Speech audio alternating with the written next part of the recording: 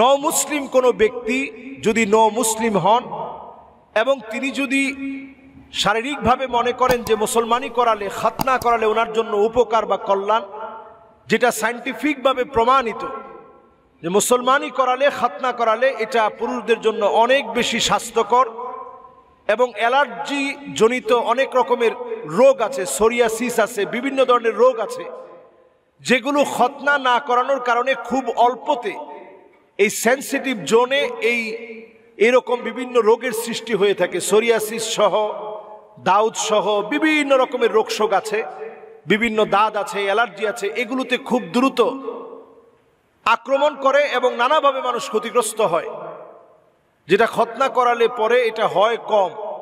এজন্য নবীজি সাল্লাল্লাহু আলাইহি সাল্লাম সায়েন্টিফিক এই পদ্ধতির কথা বলে গেছেন। তবে যদি কেউ নও মুসলিম হন, লম্বা একটা বয়সে, বড়সড় একটা বয়সে তিনি নও মুসলিম হয়েছেন, এটা তার জন্য ম্যান্ডেটরি না যে সে নও মুসলিম অবস্থায় খতনা করাতেই হবে। তিনি যদি করাতে চান, ইসলাম এই ক্ষেত্রে বাধা দেয় না, তিনি করাতে পারেন, তবে এটা ম্যান্ডেটরি না, বাধ্যতামূলক নয়। বাধ্যতামূলক হচ্ছে আপনি ইসলাম গ্রহণের পর সুন্দর একটা নাম আপনি পছন্দ করবেন। আগের যে নামের ভিতরে শিরক ছিল সে নাম ছেড়ে দিতে হবে, নতুন একটা নাম আপনি পছন্দ করলেন। এরপরে আপনার কাজ হচ্ছে নতুন নাম পছন্দ করার পর আপনার আমার দায়িত্ব হচ্ছে নতুন নামের পাশাপাশি এই নামের অর্থে অনুযায়ী নিজের ভিতরে পরিবর্তন আনা, ইবাদতের মধ্যে পরিবর্তন আনা। এরপরে আপনার আমার কাজ হচ্ছে আপনার আমার যে পিতামাতা আছে তারা অমুসলিম, কিন্তু তাদের সঙ্গেও সুন্দর আচরণ করা,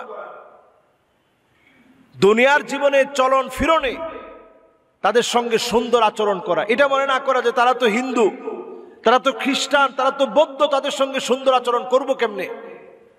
তাদের সঙ্গে দুনিয়ার রীতিনীতিতে সুন্দর আচরণ করা, এটা আপনার আমার দায়িত্ব। ইসলাম গ্রহণের পরে আপনার সব মাফ হয়ে গেছে, সুবহানাল্লাহ। শুধু মাফ হয় নাই, হাদিসের মধ্যে আসছে আল ইসলামু ইয়াহদিমু মা কানা ক্বাবলা, আগের যা আছে সব আল্লাহ মুছে দিবেন, সুবহানাল্লাহি ওয়া বিহামদিহি।